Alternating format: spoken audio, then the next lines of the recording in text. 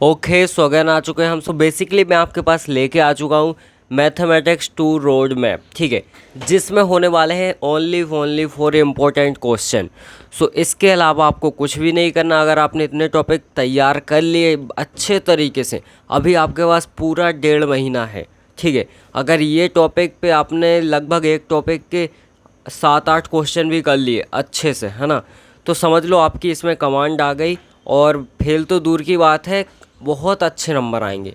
मतलब 70 में से 60 प्लस नंबर आपके आने वाले हैं अगर आपने ये टॉपिक जो मैं बता रहा हूँ वो कवर कर लिए, ठीक है। सो क्या होने वाले टॉपिक, ध्यान से वीडियो को देखना और बिल्कुल भी मिस मत करना, ठीक है। सो देखते हैं यहाँ पे सबसे पहले यूनिट नंबर 1 पे आते हैं। तो यहाँ पे ध्यान से देखो, unit number 1 ordinary partial differential equation number 1, ठीक है। सो यहाँ पे आपको फर्स्ट ऑर्डर जो पार्शियल डिफरेंशियल इक्वेशन है उसमें देखो लिबनिट्ज़ लीनियर डिफरेंशियल इक्वेशन, बर्नौलीज़ फॉर्म और एग्जैक्ट, ये 3 कर लेना। और इसके बाद जो आपका साइमल्टेनियस डिफरेंशियल इक्वेशन है ये कर लेना, ठीक है। सो ये टॉपिक कवर करना ही आपको फर्स्ट यूनिट में से, इसके अलावा कुछ भी मत करना है, ठीक है। चलो ध्यान से देखना क्या बता रहा हूँ। और अब बढ़ते यूनिट नंबर 2। ये है आपकी यूनिट नंबर 2 जो इसी का सेकंड पार्ट है, आप मान सकते हो। ऑर्डिनरी डिफरेंशियल इक्वेशन 2, ठीक है, सेकंड ऑर्डर वाला। तो यहाँ पे वही दिया हुआ है, सेकंड ऑर्डर लीनियर इक्वेशंस, ठीक है। इसमें सबसे इम्पोर्टेंट है वेरिएशन ऑफ पैरामीटर, बिल्कुल नहीं छोड़ना।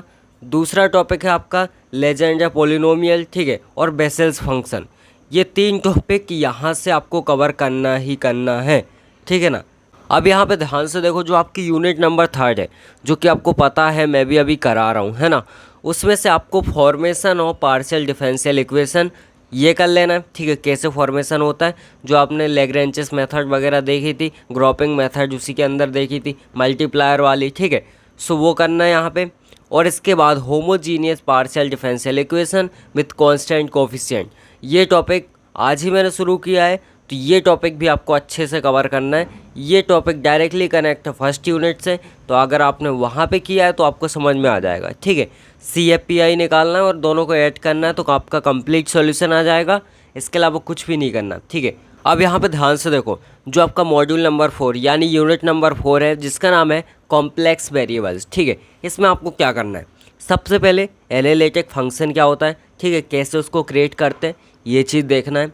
CR इक्वेशन यहाँ से इम्पोर्टेंट होने वाली, ठीक है। इसके अलावा Cauchy's integral and residual theorem बहुत इंपॉर्टेंट है। ये इतने ही टॉपिक आपको प्रिपेयर करना है, मैं भी कराऊंगा ये, ठीक है। चलो अब देखते हैं यूनिट नंबर अपनी 5। अब यहाँ पे ध्यान से देखो, यूनिट नंबर 5 जिसका नाम है वेक्टर कैलकुलस, ठीक है, ये मैंने ऑलरेडी करा दिए, ठीक है। इसमें आपको क्या करना है, देखो बेसिकली इसमें बेसिक है ग्रेडियंट, डाइवर्जेंस, कर्ल वगैरह, ठीक है। बट मैं बोल रहा हूँ आपसे गॉस थ्योरम, स्टोक्स थ्योरम और ग्रीन्स थ्योरम, तीनों अगर आपने कर ली तो ये ऑटोमेटिकली बन जाएंगे, बिकॉज इनके जो बेसिक है वो यही है ना। तो आप चाहो तो इसको कर लो, इसको कर लो, और इसके अलावा कुछ भी नहीं करना। ये आपका कंप्लीट रोड मैप हो चुका है, ठीक है। अगर आपको ये वाली जो फ़ोटो है ये चाहिए इम्पोर्टेंट की, तो आपको ग्रुप में जुड़ना पड़ेगा, जिसकी लिंक डिस्क्रिप्शन में है। मैं शाम को ये फ़ोटो उसमें डालूँगा, तब तक आप जुड़ सकते हो, ठीक है।